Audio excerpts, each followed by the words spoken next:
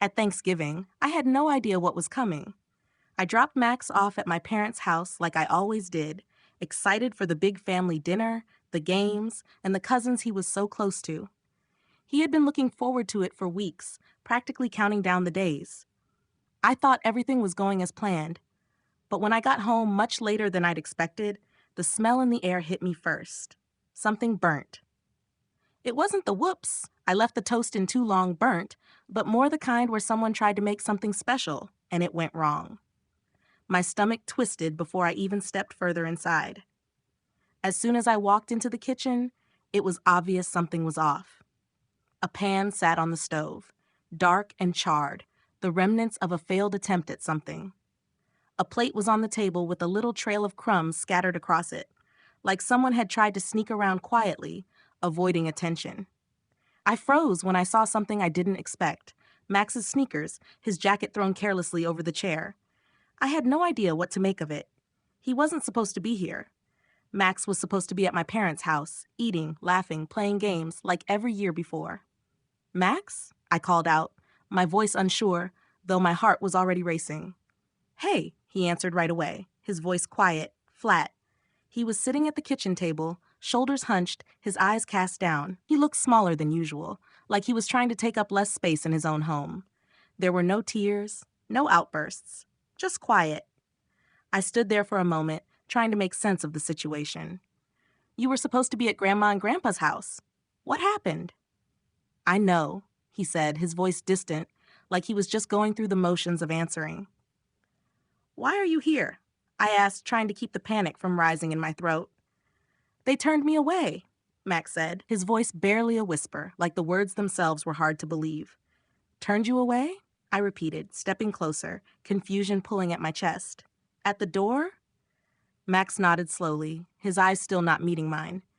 "They said there wasn't enough room." I stared at him, struggling to wrap my mind around the words. "Space for what?" I asked. "For me," he said, as though it should have been obvious. And then I saw it, the gifts. All of them, neatly lined up by the door, still in their bags with the tissue paper perfectly fluffed, like he couldn't bear to let them look messy, even though no one had wanted them. He had been so proud of those gifts. I felt a cold knot form in my stomach. "Why are the gifts here?" I asked, the words heavy in my mouth. "They didn't want them," Max whispered, his voice so quiet it barely registered. "They said to take them back." I felt something shift inside me, a deep, suffocating chill that spread through my chest. "They told you to take them back?" I asked, barely able to keep my voice steady. Max nodded, the weight of the words sinking in. I couldn't even make sense of it. These were my parents, his grandparents, turning him away on Thanksgiving night. I took a deep breath, trying to calm myself. "Why didn't you call me?" I asked, already knowing the answer. "My phone died," he said, his voice low. "I asked Grandma if I could use theirs, but she said no. She said it would just make it worse. And you were busy." "Busy?" I echoed, feeling a fire ignite in my chest. Max was a 12-year-old kid, alone on Thanksgiving. "She said it wasn't a big deal," he continued, voice soft, "that I could walk home." I felt my breath catch in my throat. Max had walked home alone, on Thanksgiving night, at 12. "How long did you walk?" I asked, the words almost feeling like they were coming from someone else. "Around 20 minutes, he said quietly, his voice devoid of emotion. "I didn't know which way to go at first. I just followed the street." I stared at him, trying to hold it together, but everything in me felt like it was falling apart. My son had walked home, alone, carrying gifts and a pumpkin pie, left with no choice but to make his way through a world that had just told him he didn't matter. How could this happen? How could they do this to him? I didn't know what to say at first. I just stood there, staring at Max, trying to process the mess that had unfolded while I wasn't there to protect him. I glanced at the ruined pumpkin pie on the stove, then at the untouched gifts, still perfectly wrapped and placed with care. Max had put so much thought into those gifts. He'd spent weeks saving up his allowance, picking out little things for each person he loved. But here they were, gifts that had been rejected, gifts he had been proud of. The sight of them, untouched and dismissed, made my throat tighten. I walked over to the stove and turned off the burner, but I couldn't seem to focus on the task. My thoughts were too jumbled, my heart too heavy. I turned back to Max, sitting there like he was trying to disappear into the chair. The anger was bubbling up, but I kept it down. It wouldn't help him to see me fall apart. Max, I said, my voice shaky despite the effort to sound calm. And the food you tried to cook? Max flushed red, the embarrassment creeping up his neck. I got hungry, he whispered, like the admission was something to hide. And I thought maybe it would make it feel like Thanksgiving. His voice cracked, and I felt my chest tighten with something sharper than anger. It was pity, but not for him. I pitied the people who had failed him. I pitied the ones who could turn away a child, even on a holiday like this. Max had tried to make it better for himself, tried to salvage what he could, but he was alone, and the truth of it all sank in slowly. I walked over and sat next to him, pulling him into my side.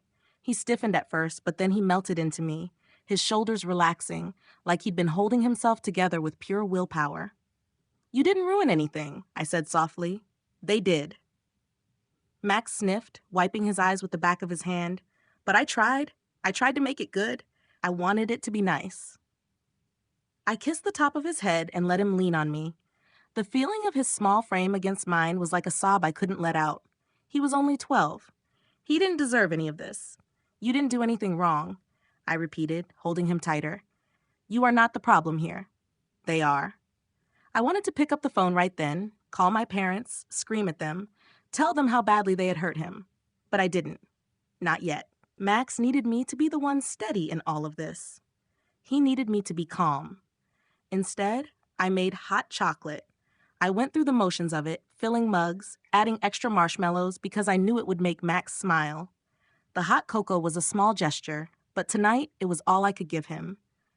We sat in the kitchen together, both of us silently nursing our mugs. I could feel the frustration building in me, but I swallowed it down. Max was still glancing at the pile of gifts near the door, his eyes flicking to them every few minutes like he didn't quite know what to do with them now. Like they were a reminder of everything that had gone wrong. I wanted to go to my parents' house. I wanted to confront them, demand to know how they could have done this to him. But I didn't. Not tonight. I couldn't. Max had already been through enough. If I confronted them now, it would only make him feel worse. I kept telling myself to wait, to handle it when Max wasn't looking. But then my phone buzzed and I saw the name on the screen, Grandma Ruth. I answered quickly, putting it on speaker because I knew Max would want to hear her voice. Hey, Grandma, I said, trying to keep my voice light. Hey, sweetheart, how's my boy? Grandma's voice was always a little rough, but there was a sharpness in it that I knew meant she was already piecing things together. Max's face lit up when he heard her. Not great, he said, his voice a little hoarse. Grandma paused for a moment, and I could almost hear her mind working. What happened? Max hesitated, then glanced at me, his face twisting like he didn't want to speak the words. They didn't let me in. His voice cracked, and I had to bite back a tear of my own. Grandma didn't miss a beat. And you walked home? She asked, her voice calm, but with that underlying steel I loved about her. Max nodded, looking down. Yeah. Well, you listened to me, Grandma said, her tone shifting, steady and strong. You did nothing wrong. Nothing. And if anyone should be ashamed, it's the people who left you standing outside. You hear me? Max's face softened as he leaned closer to the phone, the smallest hint of a smile tugging at his lips. Yeah, Grandma, he said, sounding more like himself than I'd heard all night. I'll handle it, Grandma continued. You don't let anyone make you feel small. Not now. Not ever. I felt my heart settle in my chest a little, knowing Grandma was already taking charge. 5 hours later, things were about to change, and my parents had no idea what was coming. I wasn't going to let them do this to Max. Not ever again. The next day, I couldn't shake the feeling that something wasn't right. I'd tried to calm myself down, but there was this gnawing sense of urgency that I couldn't ignore. I needed to see Grandma. I needed to know that she was okay, that she hadn't been pulled into my parents' web of manipulation. When I woke up, Max was still asleep, exhausted from the events of the night before. I let him sleep in as I made myself a cup of coffee and tried to plan the day, but my mind kept returning to Grandma. I called her, but there was no answer. I left a message, but I still couldn't shake the feeling that something was off. I drove over to Grandma's house around noon, hoping to find her at home, to just get a sense of whether everything was as it should be. When I arrived, I knocked on the door, then knocked again. There was no answer. The quiet of the place felt wrong. My stomach twisted as I stood on the porch, debating whether I should use the spare key she had given me, just in case of emergencies. After a moment of hesitation, I reached for my key ring, unlocking the door and stepping inside. As I entered, the silence hit me. It wasn't the kind of peace you feel in an empty house. It was too still, too quiet, like something was missing. I called out for Grandma, but there was no response. My footsteps echoed in the hallway as I moved through the house, calling her name, feeling my heart beat louder in my chest. When I reached the living room, I saw what I had been dreading. Her wheelchair was gone. The blanket she always kept on the chair was missing. There was a bag by the door. My breath caught. Grandma wasn't here. I felt a wave of panic wash over me. Where had she gone? I had to find her, and fast. I stepped outside, hoping maybe she'd just gone for a walk or something, but there was no sign of her anywhere. Max's face flashed through my mind, and I felt a rush of anger. If they had taken her, if my parents had made some move to control her, to keep her away from me, there would be hell to pay. I rushed over to the neighbor's house, the one who lived across the hall from Grandma. She opened the door in a robe, clearly just waking up. "Oh, honey," she said before I could even speak. I didn't need to hear the rest of the sentence. I could feel it in my gut. "Your mother was here early this morning. I didn't think anything of it. I was just taking out my trash." I froze. My heart dropped to my stomach. "Did they take Grandma?" I asked, trying to keep my voice steady, but it was shaking. The neighbor hesitated. "They had her chair with them," she said slowly. "They were talking fast, and your grandma didn't look happy, but I didn't hear where they were taking her." I thanked her and walked back to Grandma's apartment, my hands trembling. I looked at the door again, as though expecting it to open and Grandma to walk out with a wink, telling me I was overreacting. But when I stepped inside, it was empty. The air felt heavy, oppressive. Max was still asleep when I called my mother. She didn't answer. I called my dad. Nothing. After multiple attempts, it was finally my mother who called me back. The phone rang, but when I answered, there was no greeting, just pure anger. "What did you do?" she demanded. I took a deep breath, steadying myself. "You took Grandma," I said, my voice tight. "Where is she?" "She's fine," my mother snapped. "And you've made a mess of everything." "Let me see her," I said. "I need to know she's okay." My mother's voice rose with a sharp edge. "You've done enough. You're not coming in." I felt the heat of the situation rising, but I didn't flinch. "Let me see her," I repeated, more firmly this time. The line was quiet for a long beat, then my mother stepped aside. I entered their house cautiously, trying to calm the rising panic inside me. And there in the back room was Grandma. She looked up at me the second I stepped in, her sharp eyes meeting mine. The relief that flooded through me was overwhelming. "Ready to go?" I asked, my voice barely above a whisper. She didn't answer right away. Finally, she spoke. "Take me out of here. Now." I helped her into my car, and Max climbed in beside her, his face brightening when he saw Grandma. "Is she okay?" he whispered, still uncertain. Grandma squeezed his hand gently. "I'm fine, sweetheart. Let's go home." The rest of the day passed in a blur. Grandma's lawyer made everything happen quickly, but the changes were far-reaching. My parents had no idea what was coming. My parents had tried to control everything, but Grandma made sure it was all undone. It wasn't just about the house. It was about protecting Max's future and making sure he was never treated like this again. And I knew, deep down, that the battle wasn't over yet. But for the first time, we were on the winning side. The days that followed were a whirlwind, but I felt a strange sense of calm amidst the chaos. Grandma's lawyer moved quickly, and I watched as everything started to unfold, piece by piece. I still couldn't fully grasp what had just happened, but I knew one thing for certain. My parents had no idea what was coming for them. The house they thought was theirs, the savings they believed would always be within reach. It was all about to slip through their fingers, and there was nothing they could do about it. Max and I spent the next few days at Grandma's, making sure she was comfortable.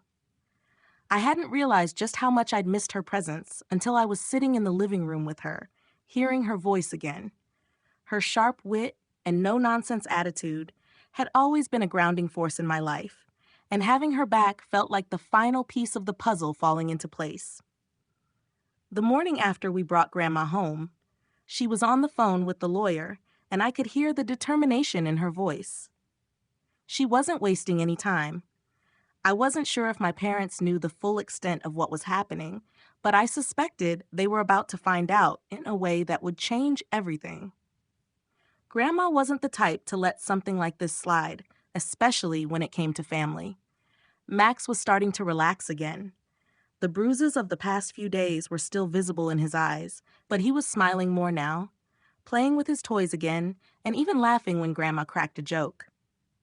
It wasn't the same carefree laughter he had before the Thanksgiving disaster, but it was a start. I was grateful for that. He didn't deserve to carry that kind of weight, not at 12. And I'd be damned if I was going to let my parents or anyone else make him feel small again. As the days went on, I found myself looking at my parents' house differently. I kept thinking about how they treated Max, how they turned him away like he didn't matter, as if a 12-year-old child could simply be discarded without consequence.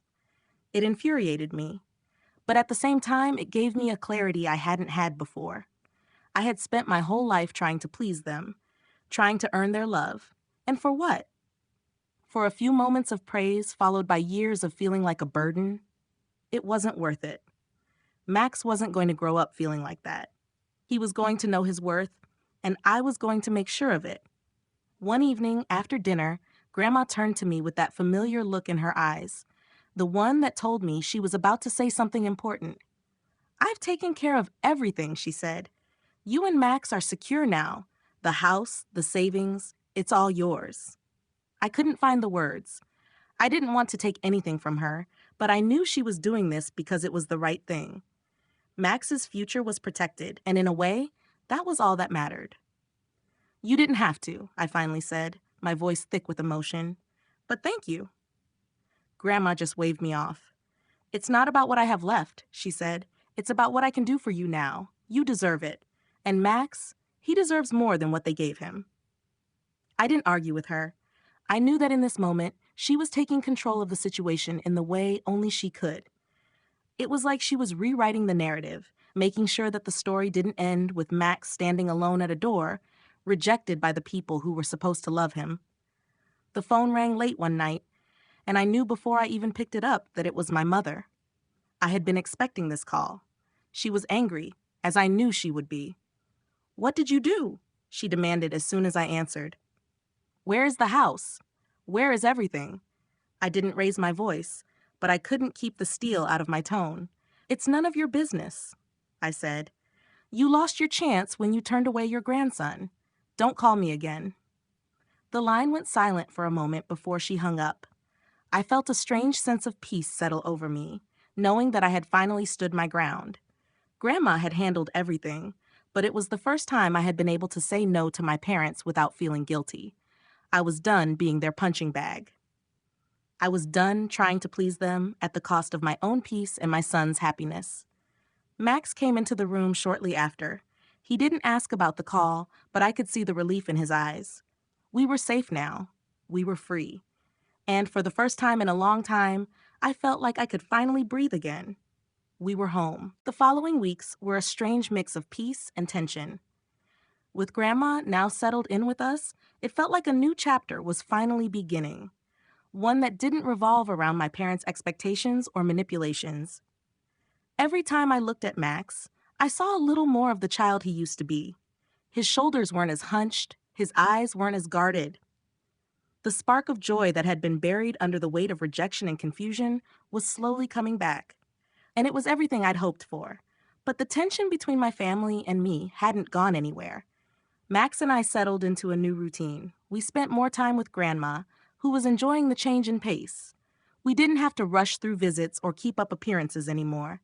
It felt real now. Grandma's health had been a concern, but with her being here, we were able to care for her properly. I was learning more about her past, about the sacrifices she made, the life she'd built before everything turned into a battle for space and approval. I hadn't realized how much I'd taken her presence for granted until now. It was hard to imagine life without her steadying influence. I knew my parents were seething. I'd avoided their calls and messages. They didn't deserve a response, and I wasn't going to give them the satisfaction of thinking they could guilt me into one. But it didn't make the situation easier.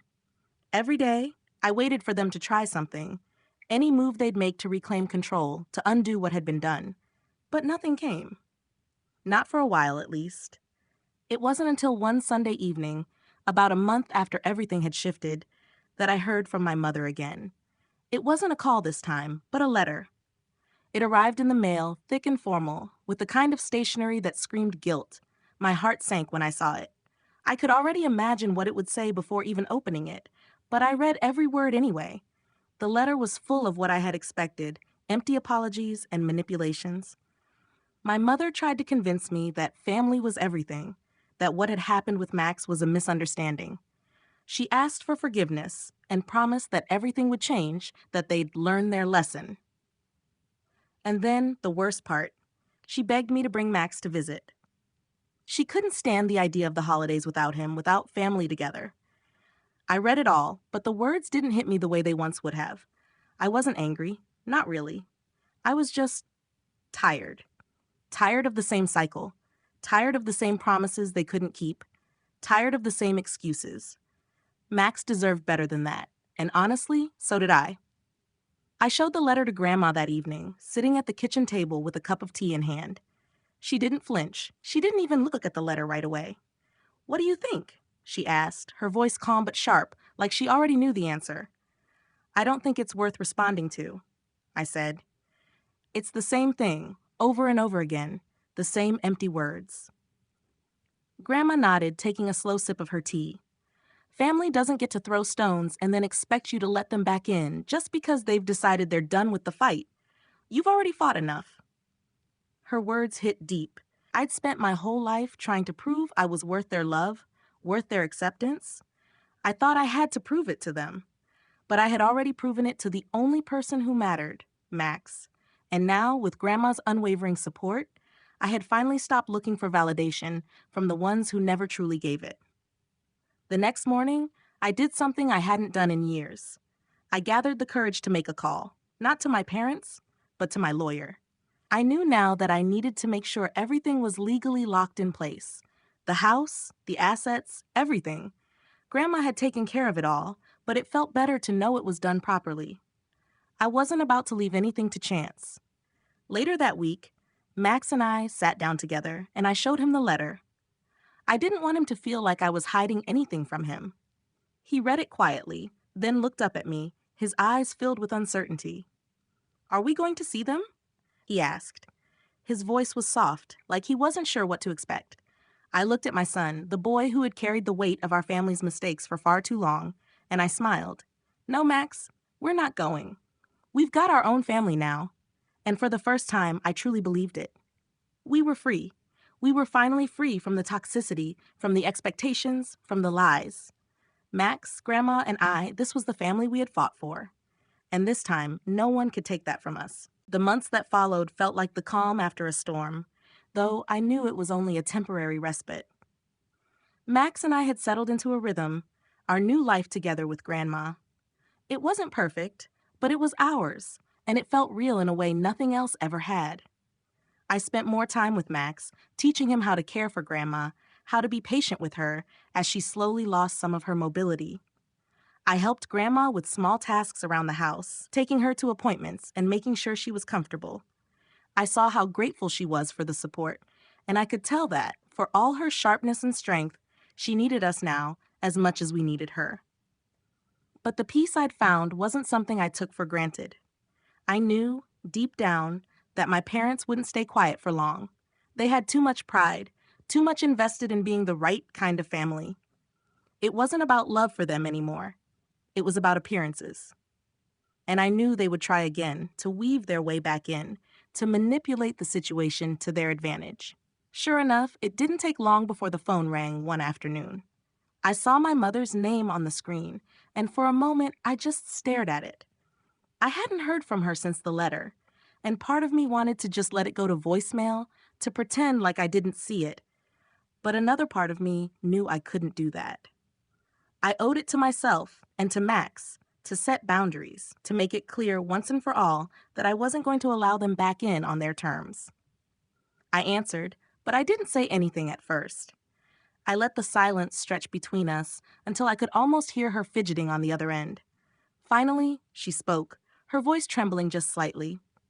"I know you're angry," she started, "but you've got to understand, we didn't mean for any of this to happen. Max is our family too. He's been through so much, and I cut her off before she could finish. "No, Mom. You don't get to do this anymore. You don't get to act like none of this matters. What you did to Max, what you've done to me, for years. It matters. And I'm not going to let it happen again. Not to him, not to me." There was a long pause. I could feel her trying to think of something to say, but she was lost for words. The silence was almost suffocating, but I didn't feel the need to fill it. I was done explaining myself, done justifying my decisions. After what felt like an eternity, my mother's voice came through again, quieter this time. "You're really not going to let us back in, are you?" "No," I said firmly. "Not unless it's for the right reasons. I'm not playing this game anymore." I heard her let out a small sigh, as if she had been preparing for this moment, knowing deep down that I wouldn't back down. "Fine," she said, her tone resigned. "If that's how you feel." "It is," I answered, and the weight of those two words felt like a finality I hadn't realized I was waiting for. "You had your chance." The conversation ended shortly after that, and for the first time in my life, I felt a sense of closure. It wasn't anger I felt, but relief. Relief that I had finally put my foot down. Relief that I was choosing my son, my grandmother, and myself over the toxic dynamics of the past. I wasn't going to keep carrying that weight. Later that evening, after Max had gone to bed, I sat down with Grandma in the living room. The house was quiet, and for the first time in a long time, I felt like everything was in place. "You did the right thing," she said, her voice steady as always. "Max will thank you for this one day." "I hope so," I replied, my voice soft. "I'm just tired of being a part of a family that doesn't understand what it means to love." Grandma didn't say anything at first. She just squeezed my hand, her fingers still strong despite the years. "We've got each other," she said. And that's enough. It was enough. For the first time, I didn't need my parents to validate my decisions, my choices, or my family. Max and I were enough, and we had something my parents could never take away: the freedom to be who we were without fear of judgment or rejection. And that, finally, was everything. It had been a few weeks since that last conversation with my mother, and the quiet that followed felt almost surreal. The tension I had carried with me for so long was finally starting to ease, but I still found myself bracing for something, anything, to break the calm. I had spent my whole life waiting for the other shoe to drop, always looking over my shoulder to see if my parents would make a move to take control again. But for once, it felt like I could finally breathe. Max was adjusting well. There were days when I could see the hesitation in his eyes, as if he wasn't entirely sure it was real yet, that the new normal wasn't going to fall apart like the last one had. But more often than not, I caught him smiling. He had started playing outside again, running around with the neighbors' kids, his laughter carrying across the yard. It wasn't perfect, but it was something we hadn't had in a long time. It felt like he was finally reclaiming his childhood, piece by piece, and that was everything. Grandma, too, had settled in more than I expected. Her health was still a concern, but the change in environment seemed to have lifted her spirits. She was more active, more engaged, and I found myself growing closer to her than ever. I had always admired her strength, her sharp wit, her no-nonsense attitude, but now I was beginning to understand the depth of her sacrifices, the quiet resilience she had carried through her entire life. She wasn't just a pillar of strength for me anymore. She was a reminder that family wasn't about blood or obligation. It was about love, trust, and the willingness to show up for each other. One night, as I was cleaning up after dinner, I found myself standing in the kitchen, watching Max and Grandma in the living room.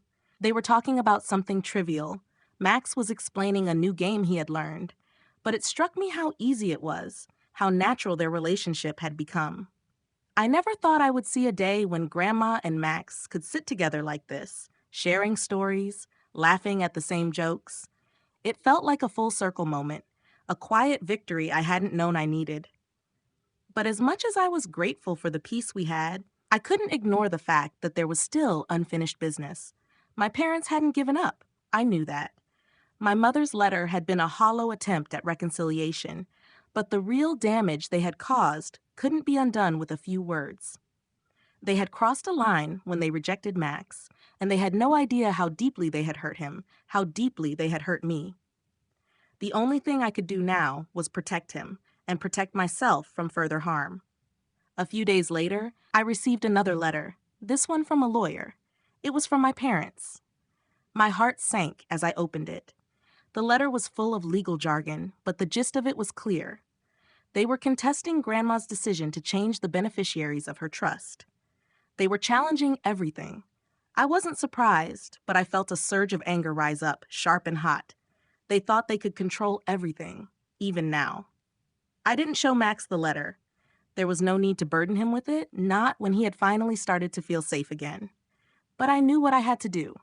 I picked up the phone and dialed the lawyer's number, the weight of the situation settling in. The game wasn't over, but this time, I was ready. This time, we were ready. The next few days were spent gathering everything I needed, documents, proof, anything that would ensure our protection.